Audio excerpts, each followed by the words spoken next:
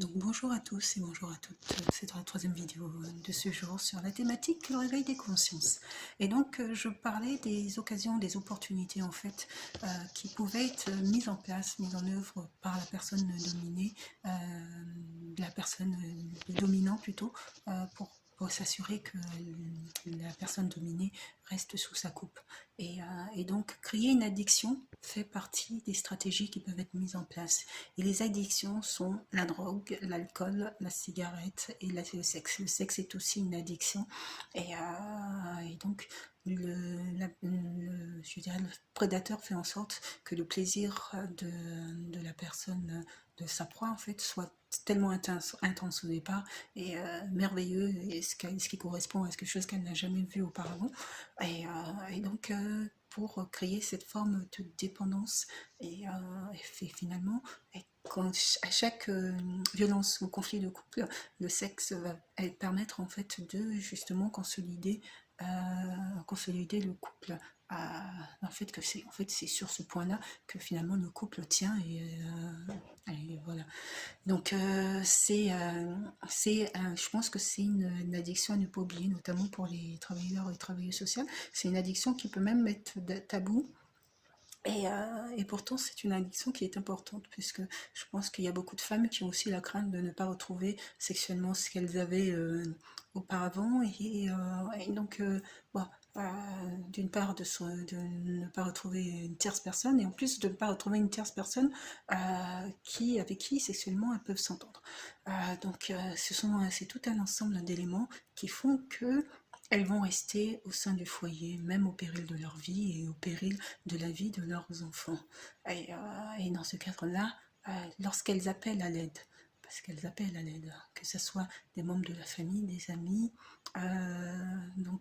ou des membres d'associations, la difficulté de travailler avec les femmes victimes de violences, c'est qu'en fait, notamment quand peut-être les sentiments sont particulièrement forts pour elle, le détachement, la rupture du lien amoureux est particulièrement compliquée. Et donc ça ne se fait pas en une fois, ça se fait dans le temps. Sauf que ce qui se passe bien souvent, c'est qu'elles vont demander de l'aide. Elles vont demander de l'aide à l'entourage familial, elles vont demander de l'aide et elles vont obtenir cette aide. Et il y a des personnes qui vont s'engager pour pouvoir les aider et qui vont même aller au conflit pour pouvoir les aider. Sauf que ce qui se passe bien souvent, c'est que quand le couple après se réconcilie, disons qu'elle rentre dans une période de lune de miel, ce qui fait qu'elle oublie totalement la période de conflit qui était temporaire, qui voilà, c'est le père de mes enfants, il faut qu'on arrive à se pardonner, à reconstruire, à repartir sur des bonnes bases, et donc elle repart encore dans ce cycle vicieux de la violence conjugale, qui va se reproduire de toute manière. Mais là, au moment où on s'adresse à elle, elle est dans sa période de lune de miel. Et dans sa période de lune de miel, elle n'entend rien et elle ne voit rien.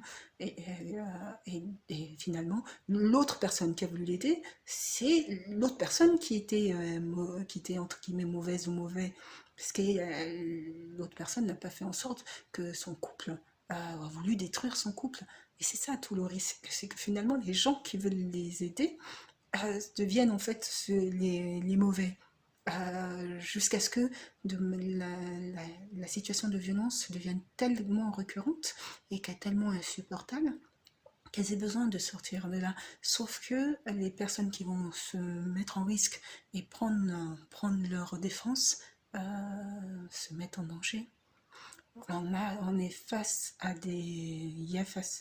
les personnes dominantes sont particulièrement, j'ai dit, particulièrement intelligents, particulièrement calculateurs ou calculatrices, et, euh, et donc qui anticipent et donc il le sait pertinemment qu'au premier départ, de toute façon, elle reviendra parce que la famille, comme c'était le premier conflit, la famille fera en sorte que de toute manière elle revienne. Ça peut arriver dans un couple, ce n'est rien.